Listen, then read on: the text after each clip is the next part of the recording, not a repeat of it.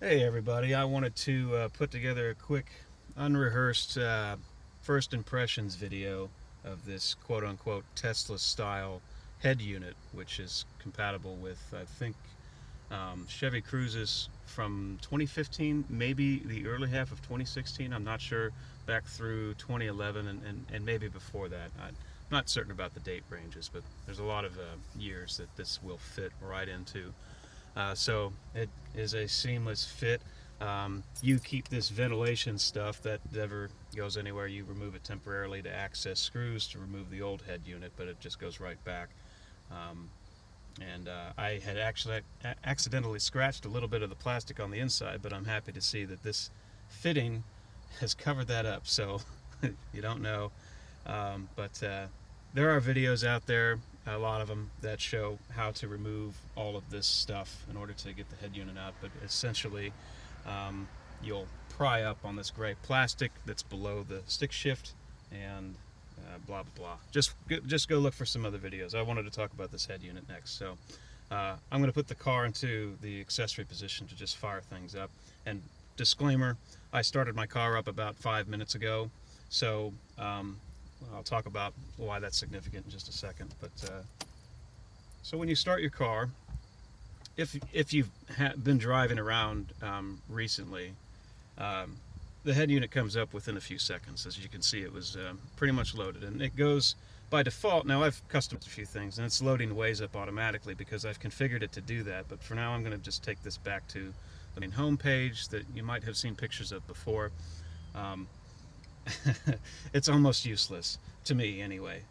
These AC controllers down here, which are, if I knock this up another notch, you'll see that it reads just like the old LCD, the green screen panel used to, would show you a little bit of information about what the configuration of your heating and air conditioning was.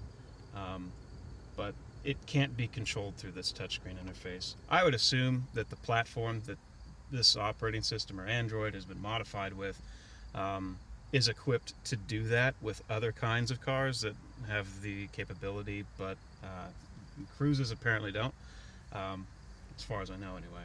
So this is pretty much just informational.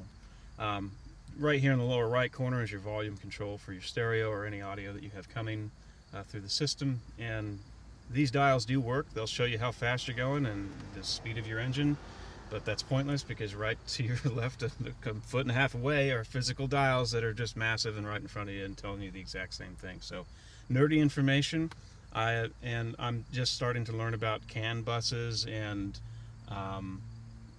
where it's essentially a sort of an internal network that a lot of different microcomputers can communicate with each other over, and that's how information like this is seen and displayed. So I'm curious to see if there are apps that take further advantage of that, similar to, like, say, being able to do what you would otherwise be using an ODB2, I believe, reader to troubleshoot check engine codes, for example, or look at much more detailed information besides RPMs and speed, like oxygen ratios and all that kind of nerdy stuff that you could just lose hours and hours on.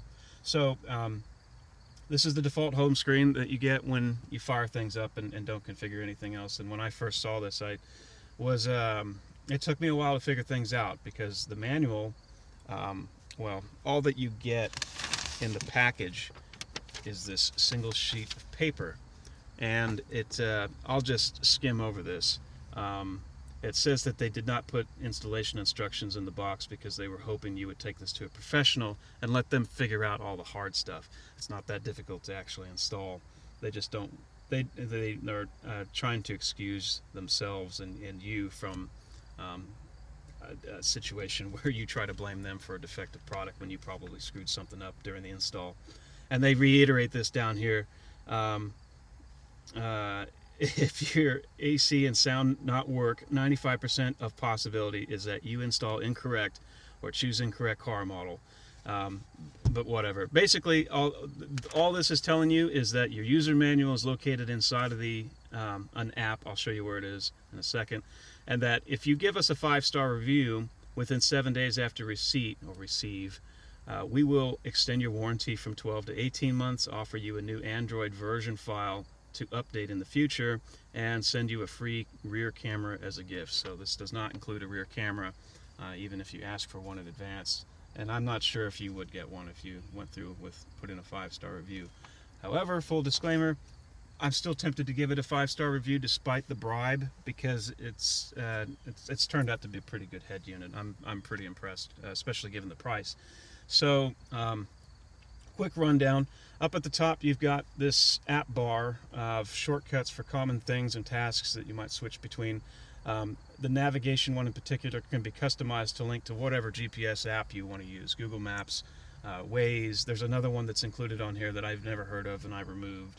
And in my experience so far, and saying this as a devout Google Maps user, Waze has turned out to be the best use or experience for this interface. For some reason, the layout when you load up Google Maps does not look quite right. The search bar is sort of superimposed almost halfway down the center of the screen. It looks like it's not quite up to speed with the dimensions of this kind of screen or layout. So, and an additional, so instead of not just the search bar across here, but you'll also see like your call outs for what directions or turns you're going to be making down the road over and like superimposed over the map in sort of an awkward, clunky looking way. So it looks very unpolished by comparison. Also, I think Waze is a little lighter on GPU usage, so it sort of displays everything a little bit more smoothly. But anyway, I wanted to give you a quick tour of all of this. So when I first opened this up, I thought, okay, this piece of paper says there is a user manual to read in here. How do I find this? So that's talking about a app list, and all I could find were navigation, radio, music, this console thing, which I don't even remember what this is for, but this is to, I guess, looks like set up OnStar, which I've never had, so I don't have connections for this. It's useless. And I'm not sure what else. So I honestly have not played with this very much. Let's see, light settings, look for light headlight, latch delay. Interesting. So auto wipe in reverse gear. So there's I admit I've not looked at any of this. It looks impressive. I would imagine that almost none of it actually works in this vehicle, but is included just in case it could. What else is in here? A Navi system info. Yeah, I don't know. I'm not going to dwell on that because it's less interesting to me, except for that console set. I might play around in there for a little bit. Bluetooth is where you would go if you're trying to play or link up. Actually, well, once the linking is done somewhere else, and I'll get to that in a second. Then there's video, and I think this shortcut can be customized to an app of your choosing. And then Aux Input, I don't know where it would get this input from. I know in my old vehicle I used the aux input that was in the little elbow compartment area, using a 3.5 millimeter jack cable setup, headphone jack cable, whatever you want to call it, and that input does not seem to work anymore in my testings.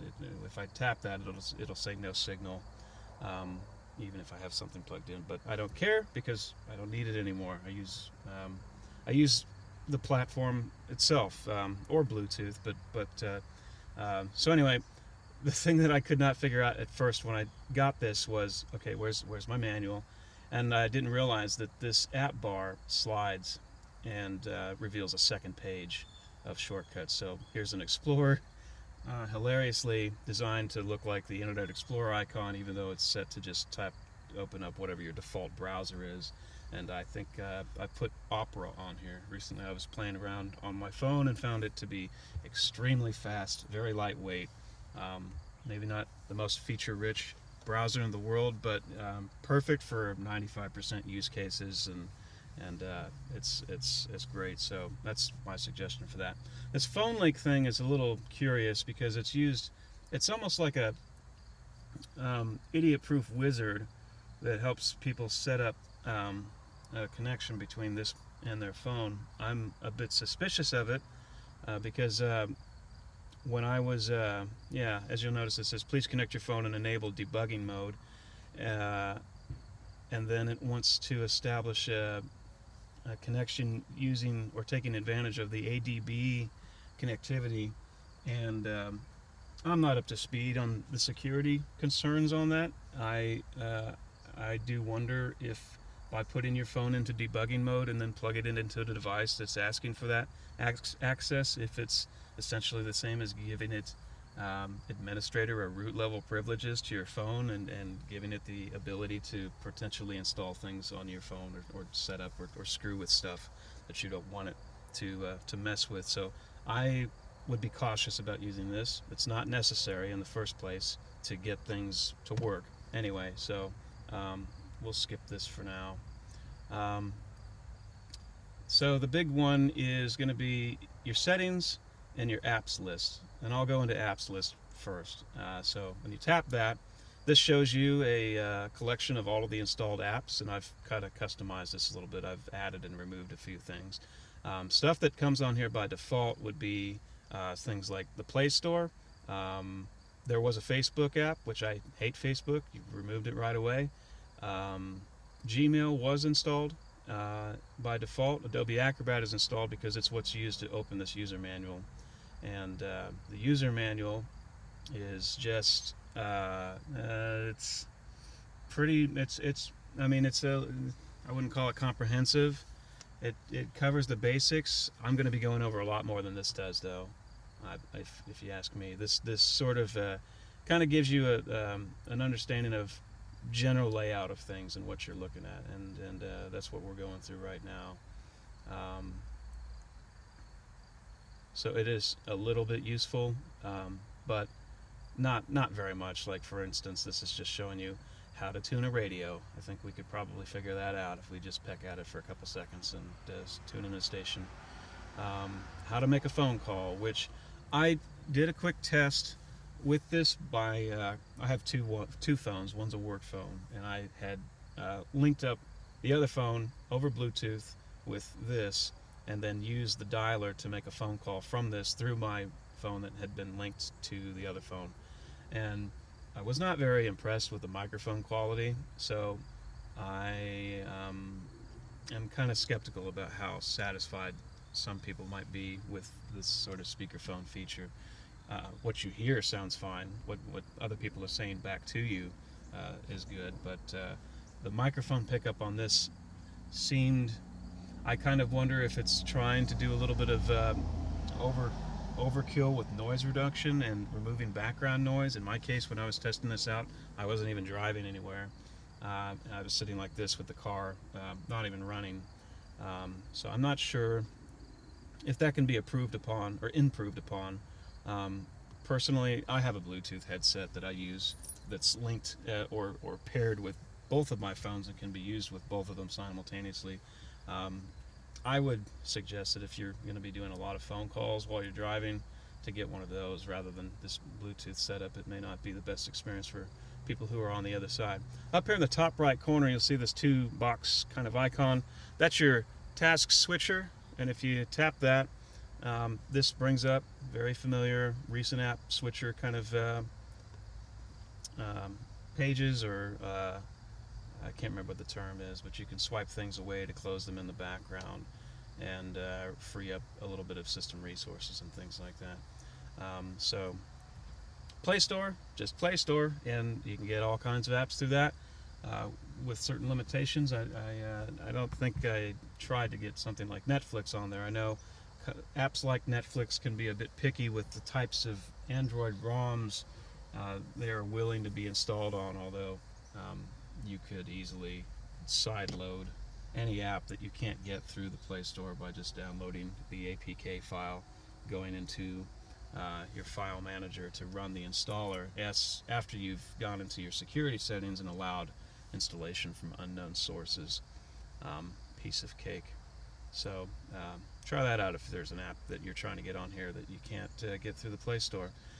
So the real interesting stuff is in the settings, in my opinion. So the first thing that comes up, oops, hit my windshield wipers. First things that come up is navigation. This is where you would select an app to be the default navigation app. And so I've got it set to Waze. If I wanted to change it to Maps, I would tap Maps, and you'll see it highlight red, but nothing happens yet. And you have to tap it again, and then it says, do you want to change this selection? And you hit yes, and then that becomes your new default. If I want to change it back, I come down here to Waze, tap it twice, and now it is the default. That's all this menu does. This GPS monitor shows you visibility of various GPS satellites. You want, at least 3 green bars somewhere. The more the merrier, the more accurate. This also comes with an external GPS antenna. I've not taken the sticky side off, but what I did was route the wire out just behind the steering wheel column, up and through this sort of gap between the speedometer and the dash, and then just sort of drape this behind the console area up here. So that's working great, and I didn't have to use any of that sticky back to secure it. It sits there just fine. All right, back to the rest of this. Date and time, obvious. I have mine set to now. Okay, so this is something that I've actually struggled with a little bit, because this thing seems to conflict with whether or not we are in China or here, and it thinks it's 2:50 in the morning when it's actually 2:50 in the afternoon. So I don't know why that flips around. Well, I'll keep digging into that. It's not a very big deal. English obviously is the language that we have this set to. There's other languages available. The Equalizer is insane. I have never seen this many bands, and honestly, I'm not sure how much influence these truly have. And experimenting with things, something that I did to see if I could hear a difference, was lower all of these lower frequencies: 30, 80, 150, 250, 300, 5, 8, 1K, and so on. You do that to the first 5 or so of those, and you're essentially, what you would expect would be to hear the effect of a high pass filter, where essentially all bass is removed, sounds become tinny. That's what you would expect. I didn't really notice that at all, so I'm not sure if these adjustments are truly effective. What I did notice is that you do hear a difference if you enable or disable loudness, which, if you don't know what loudness does, it doesn't show it on here, but every loudness button you've ever seen on a stereo, all it's doing is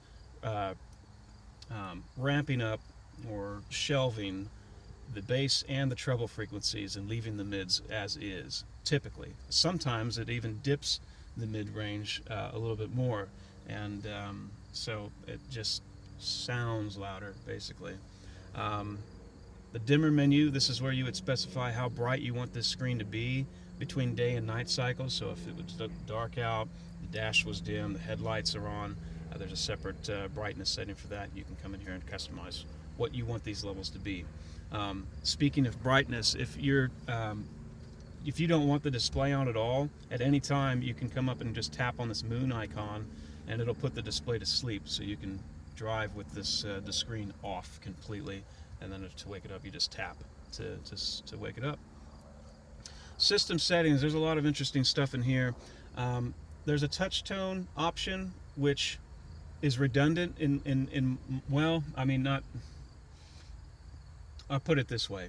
When you're tapping on a keyboard to type something in, it's annoying because the keyboard itself is making a tapping sound on top of this additional touch tone, and they're not really in sync with each other.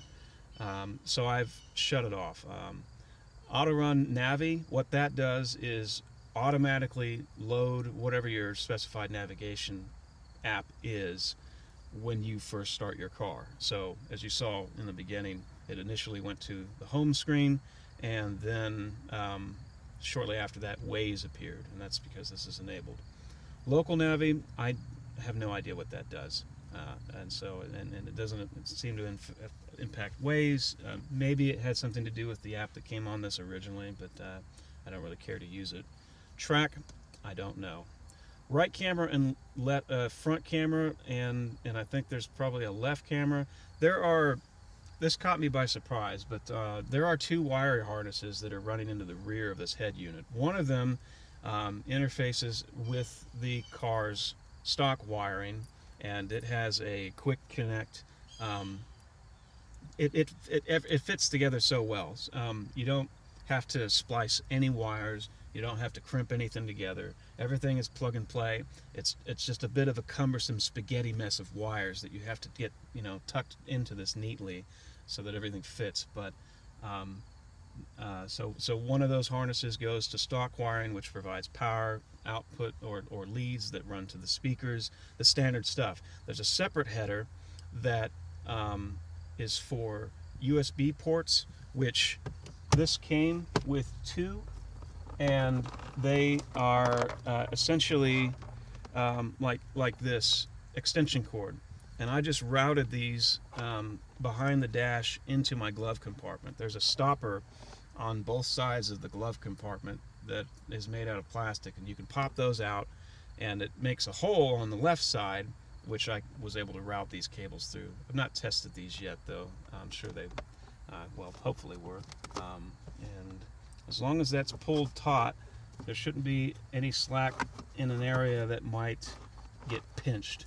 So that's a pretty good quick fix or setup. And if you are the kind of person who has the built-in USB port, mine car doesn't, that came with the factory setup, I honestly don't know if that will continue to work or not. After installing this head unit, you may have no choice but to use these extension cords instead. So just a heads up on that. Anyway, these camera inputs. This thing has multiple RCA cables. One of them is for what would be a rear camera, but there are additional. I've never heard of. Well, I suppose I have, but I've not seen a car that has like front-facing left and right cameras, apart from maybe a Tesla, hence Tesla name. But it does something peculiar by default, and by default these were enabled, and I found that when I would turn on my turn signal, left or right, in fact, maybe it's just right, because it's hard to see. The driver has a hard time seeing over to the right front corner of the car versus the left, so maybe they don't have a left camera input option in here. But when I would turn right, it would pop up a camera window, just like it would if you were in reverse, to show the rear view camera. So that would give you sort of a peek over your blind spot to see if there's something just in front of you that you're trying to like creep over, like a curb. I can see that being useful, but I don't know where I would mount that, and I'm not sure if it's really worth the trouble. But those inputs are there, so if your car's equipped with them, great. You'll probably be able to find a way to get it to connect. Again, all of those video inputs are RCA cables, so if you have stock cameras that are using the factory wiring harness, you will have to do some splicing in order to take those inputs and convert them into those RCA inputs, or strip the RCA input and then route those into the back of the wiring harness somehow. Not something I'm going to bother with. Display speed, I don't know where this might show up. I'm wondering if this is tied to that same GPS app or something, but I never see this show up outside of Waze. Waze does that on its own already anyway, so to me this option is irrelevant, and I've not noticed it appear anywhere else, so I feel no need to toggle it. Warning sound, I'm not sure what that might. Well, okay, so I'm not positive, but I think there might be inputs for proximity sensors. Some cars have the ability to sense if you're about to back into a wall and go beep, beep, beep, beeps. You better slam on your brakes before you ruin your bumper or whatever. That might be what that pertains to. This car doesn't have that feature, so that's not relevant to me. A parking sound, I've never heard a sound when I put it in park. I don't know what that could be. Black setting, I'm not sure. Reversing type. So if you have, I suppose this just has to do with maybe switching polarity or something like that, but an aftermarket camera would be a camera that connects straight into an RCA jack with no splicing necessary, I would assume. And the original camera would be perhaps something that comes over the original wiring harness. It makes me wonder if this would just look at that wiring harness as its input source for a factory camera rather than an aftermarket camera. Maybe. Display temperature, that's this input that you're used to seeing on the old system, where your temperature sensor on the driver's side by the fog light is shown here. Reset wallpaper, I'm not sure what that does. Select TV module, touch and button, I don't know. Brake detect, on or off, I don't know. Perhaps as an experiment right now, if I put that to on, and hopefully I don't screw my camera up, but I just got it into a position where I can see the brake light come onto my dash, but I don't see anything showing up on screen here, so I'm going to say that that doesn't do anything either. Track line, I don't know. Speed, mile per hour or kilometers per hour. Centigrade or Fahrenheit temperature setting. Sleep time, I think this pertains to how long the system will sustain a running sort of standby status when the car's not running.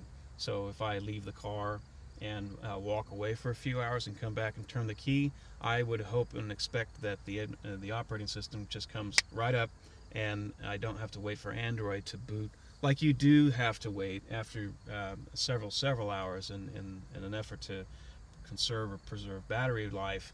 You don't want this thing running at full, operating system all the time, or you'll end up draining your battery. Front camera button, rear camera button, I don't know what that's for. Sound focus management, I don't know. Wheel settings, unfortunately, I only have the cruise control buttons on my steering wheel, not the volume and track control and phone and all that. But you can use this to pair those up properly if they're not functioning correctly, I think is what this is meant for. And then this just shows you firmware information mostly, and some basic stats like memory usage and storage available. This says it's still got 23 gigs out of 26 gigs free internally, plus anything you can plug into those USB ports, so there's plenty of space to put stuff or apps. And then finally, to get into the Android settings, you'll just tap more settings, and this opens up the familiar settings app that we're used to seeing for Android. This is where you can set up Wi-Fi and other basic stuff, common things, and all of that. So you can use this to hook up to Wi-Fi, and that's that.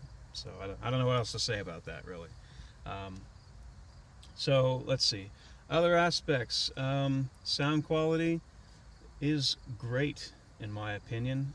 Let's see here. I wanted to go to Spotify. Let's see what I've been listening to. I think it's been Conan O'Brien lately. And I suppose one other slight complaint would be the screen does not seem to have what might be, I think it's called oleophobic. I'm not sure if I'm pronouncing that right. Basically, a little resistant to oil from your skins. I'm leaving little touch marks and streaks all over this as I'm tapping, and they become very apparent at certain angles when you have sunlight coming in that's bouncing off and then coming towards the driver. So it's a good idea to keep a little microfiber cloth around to just quickly wipe that up every now and then. And so anyway, yeah, I think the stereo sounds great. Honestly, I'm very happy with the default EQ flat setting with loudness enabled. And if I go into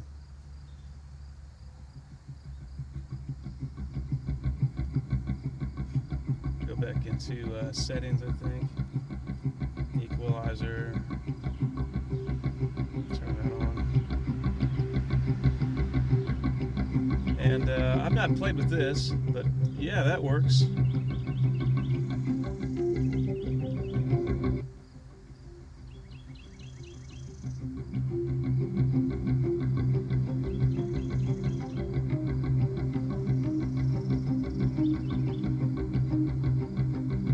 So yeah,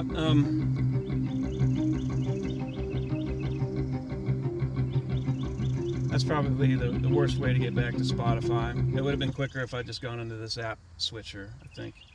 Um, and as far as like using, I mean, it'd be easier if I had the steering wheel controls for playback. But another nice thing about Waze is it can integrate with Spotify, so you'll get a little Spotify icon that shows up and allows you to, oops, wrong app.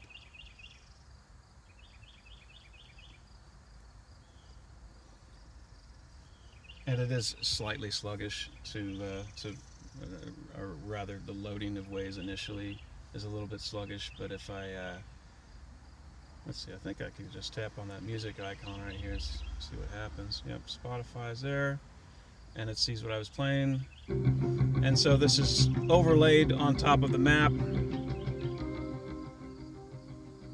nicely, and you can get it out of the way and get on with driving and all of that. And if I need to bring that back, I can just tap on that Spotify icon and get into controls that way. So all in all, I'm very happy with this.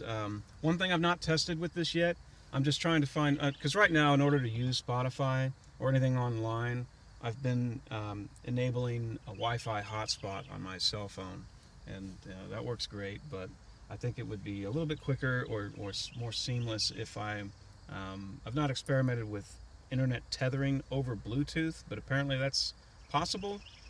I've not done it with this yet, but I want to try that out because I think it might be the fastest way to get this connected to something once you come back into your car and you want to pick up where you left off and get going again, and not have to wait for a Wi-Fi connection to come up. Or in my case, I'm using my iPhone for its Wi-Fi hotspot, which is sometimes a bit flaky. Sometimes it says it's on, it's not on. You go to scan for networks and it's not available.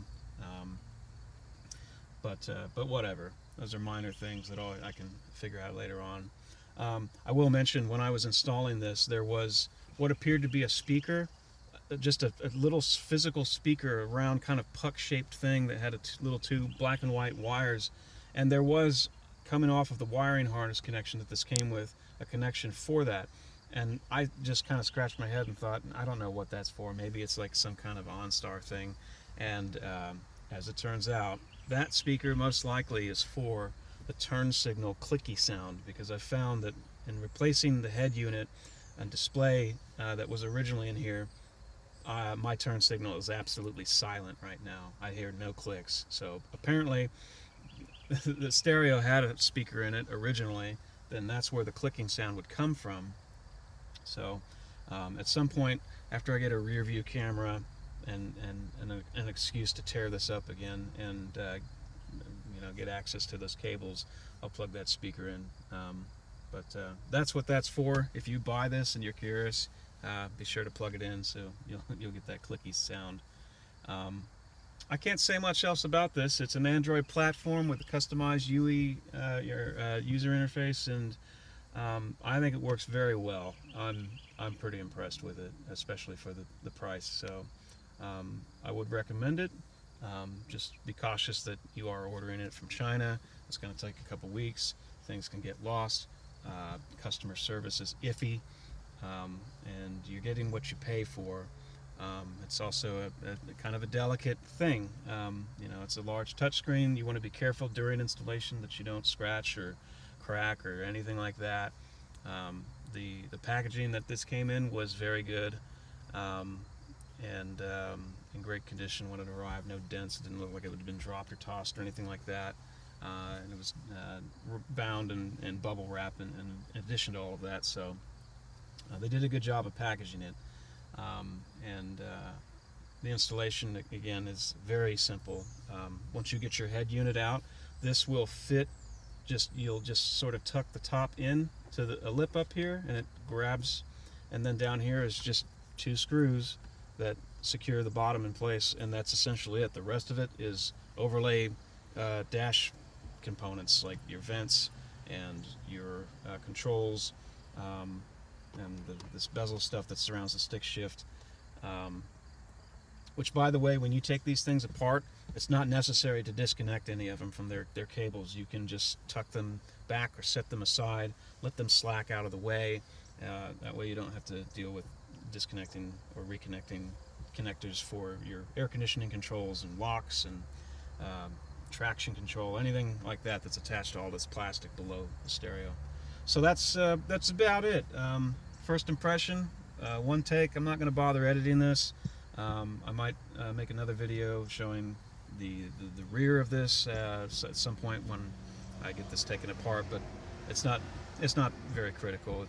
If you purchase this and you can at least watch a video that shows how to remove the original head unit, you'll be able to figure out how to put this in. The wiring is a no-brainer.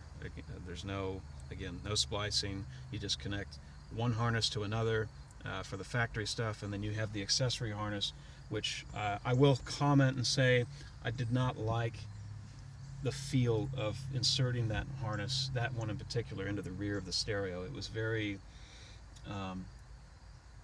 difficult, and I felt like I was about to break something. So I would just very carefully sort of rock the sides of it inward with my thumbs to sort of try and work it in, and eventually get it into place where a sort of a snapping clip that's on the top of the connector you're pushing in reaches or crosses over a catch that it's trying to reach to secure it and hold it so that the connector can't fall back out. So I would just be careful when inserting that to take your time and gently work it in. Don't force it, or you might break some pinouts, and then something doesn't work, and China's going to tell you it's your fault, because it was, kind of. Other than that, I had no difficulty getting this in. So I'd give it strong consideration. It's a pretty interesting radio. It may not be for everybody. I can certainly appreciate having chunky knobs where you get a phone call and you want to reach forward and turn something down immediately versus getting used to a touchscreen and throwing your finger into the corner of the screen. Or alternatively, if you tap this power button up top, that's a shortcut for mute.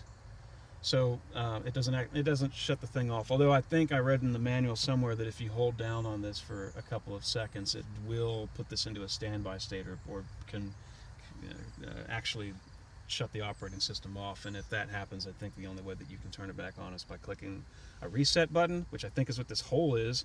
The manual, I don't think, says or points that out, or if it did, I overlooked it. Or shutting the car off and turning it back on. But that's that. So I don't have anything else to add off the top of my head. Thanks for watching. Have a good day.